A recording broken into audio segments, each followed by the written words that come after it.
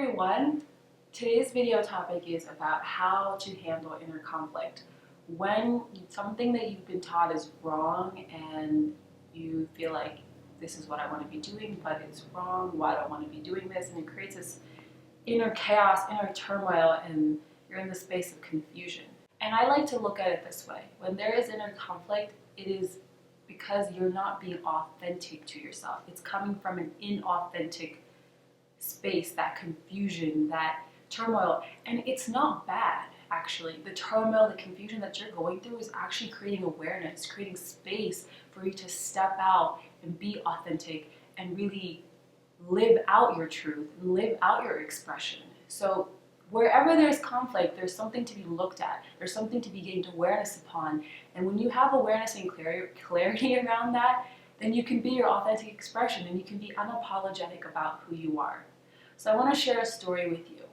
My whole entire life, I was told to be a doctor, lawyer, engineer, and this is very common if you're Indian of Southeast Asian descent. And everyone around me was a doctor, everybody's parents was a doctor, all my friends were going to be doctors, everyone's going to be a doctor, and I was like, okay, I'm going to be a doctor too. And that was my father's expectation of me. He wanted so badly for me to be a doctor. And I took that on as, oh, that's how I'm going to make my dad proud. That's good. That's a way for me to receive love from my dad if I become this doctor that he wants me to be, right? So I went off to college and I was a pre-med biology major. And when I got to college, the whole world just like opened up and I was taking all these creative classes, liberal arts classes, writing classes, and I was excelling in these classes, whereas in my science classes, I was doing horribly. And it was like this immense amount of stress on me and pressure on me to get these good grades so I can get into med school. And I was never happy. And I kind of asked myself this question: if I'm going to be a doctor, shouldn't I love the process? Or is this about just enduring the process for this prized outcome of being a doctor and being an MD and this big salary and this opportunity for you to make a difference in the world? And I said, I don't love this process. I'm just going through this process because someone else has taught me that this is right. This is what I should do with my life. And when I started questioning all of that, it created a lot of inner conflict within me. I was like, I can't do that. I'm going to hurt someone. I'm going to disappoint someone. I felt guilty for turning my back on it now and saying, no, this is not what I want to do anymore, because there's something that within me that is not settling right. It feels so forced. It doesn't feel natural.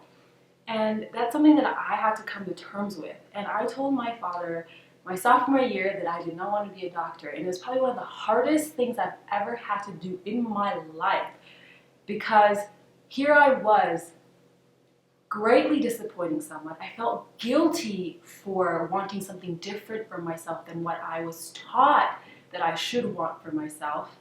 And I didn't know what I was going to do with my life. Sorry about that. I had to move location. So what I was saying was that I had to come to terms with the fact that this is not what I wanted to do, because this is something that someone else wanted for me. And this is not what I wanted for myself. And if anyone's brought up in an Asian culture, you know that you were told from day one who to be, how to think, how to live, what to do with your life. You're told everything. There is this huge expectation set on you for who you're going to be in this world and how you're going to express yourself in this world. And for me, I've always been an independent thinker. I've always questioned everything. And I never wanted to be told what to do, ever, since I was a little kid. And that often drove my parents absolutely crazy. Because why won't this child just obey to anything that I'm saying to them? Why do they have to talk back to me? Why do they have to question me? And I like that about me now, today, because it allows me to understand my authenticity. It allows me to grow in an authentic way. Instead of always being told what I should do with my life or who I should be and how I should think, I took that liberty on myself and said, no, I'm going to do it for myself, because I will be the only person who will ever experience my life, because I am in my body having this experience. And sometimes when someone tells you that they know what's best for you, it's coming from their perspective of life, their reality of life. And it won't always align with what your perspective and your reality of life is. We can never truly know what's best for someone else. Only the person who's living in their life, in their shoes, will truly know what's best for themselves. And when you have awareness around that, you know that what you're doing, is it out of fear?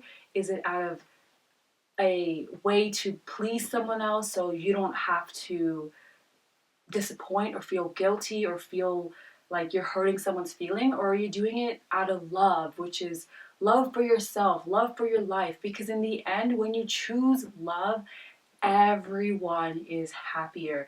Even that person or that situation that is creating all this inner turmoil, inner conflict within you. And when I told my dad I didn't want to be a doctor anymore, it literally killed our relationship, first of all, but at the same exact time, I had to relearn who I was. I had no idea what I wanted to do with my life, and but it gave me this complete blank canvas to go figure it out and to make something of myself that I felt so called to, that it was an authentic expression of myself. So wherever there is kind of inner conflict, sit with it and listen to what it's telling you. Where is the confusion coming from? Do you feel fearful? Do you feel guilty? Do you feel disappointing? Do you feel that you're unworthy? Sit with what that emotion is telling you. Know that the reason it's there is because there's some clarity to be had. There's something that's trying to emerge.